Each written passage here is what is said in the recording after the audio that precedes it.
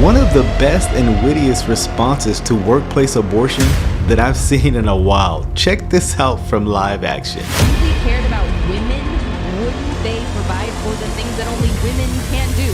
Like carry a child in the womb, give birth to that child, and breastfeed. We're going to talk about it here on All Things Theology. Cue my theme music. All things theology, we chop it up properly, without an apology. Gotta give that theology to God, hollow because this is how we do it at All Things Theology.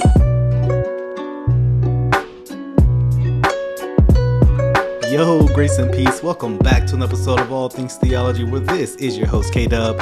And today, we're going to talk about this witty skit I saw from live action. You know, they're really doing this skit to talk about, how jobs are more willing and paying, pregnant mothers to commit an abortion, right? And so, I thought their response was classic.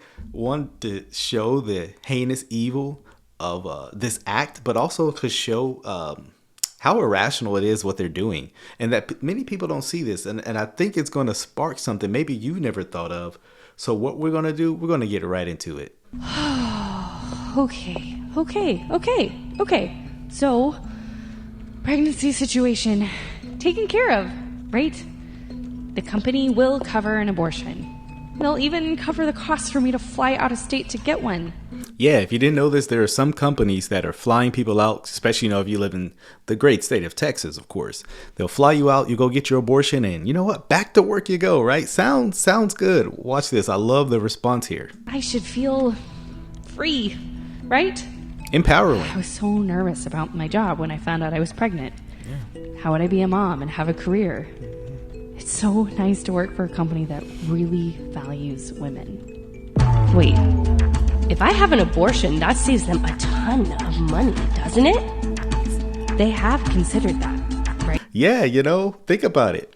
You getting abortion, right? They don't have to pay for your, paternal leave. They don't have to pay you for, all that time off you're going to need. I mean, it's going to be lots of time off, at least 3-4 months off so you can get back to work. I mean, they still have to pay you your salary. But if you get this abortion, they don't have to pay you for that time off, and you're actually being productive for them, right? I mean, so it sounds empowering to women, right? Well, my choice, woman's choice. But you see how actually manipulative it is? How much it might cost the company to support a pregnant woman? Yeah. If I had to take time off for OBGYN appointments, or if I need a day of rest, or to pay for maternity leave once the baby is born, they wouldn't be paying me to have an abortion just to avoid paying those costs, would they? No. Shock face. No, the companies would never do that, right? They would never do anything like that, right? I mean, of course they would, right? Right? Yeah, like she said, a mother, a pregnant woman takes a lot of care, and they got to go to a lot of appointments. Sometimes they're more tired. Sometimes they're just not feeling well that day. Things that the company can't have, right? If you're starting your company, these companies, certain companies, they don't want a mother taking all that time off, right? So for their perspective, they think, hey, yeah, we'll pay you this money, right? Even if they have to pay you $5,000 to go out of state and do all this, that's still much cheaper than having them having the baby. It's evil, it's disgusting, but that's how some of these companies think. Jennifer, stop having these crazy thoughts. They care about you. Yes, of course. They want you to succeed. Supporting women means that they will support you just like they support a man. Yeah. As long as you act just like a man, am I right? If they really cared about women, wouldn't they provide for the things that only women can do? Yeah, right? I mean, if they really cared about a woman, yeah, they would care for them so that they could provide for the things that only women can do, like give birth. I know it's 2023, people are liberal, woke, and all this. We're in a land of irrationality, but only women can give birth.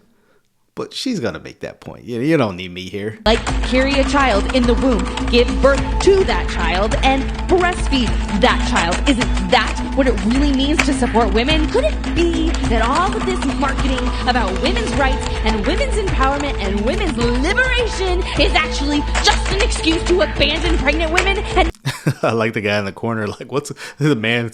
What is she womansplaining over there? But she's actually right. All this woman's choice, they can couch it in all the wonderful language, liberation, woman's right, but it's actually oppressive when you consider that she's presenting it, right? This comical way of presenting it is actually oppressive. It's actually taking away from women's rights, So hopefully this is helping you think about something maybe you've never thought of, even in the workplace. Give them any support.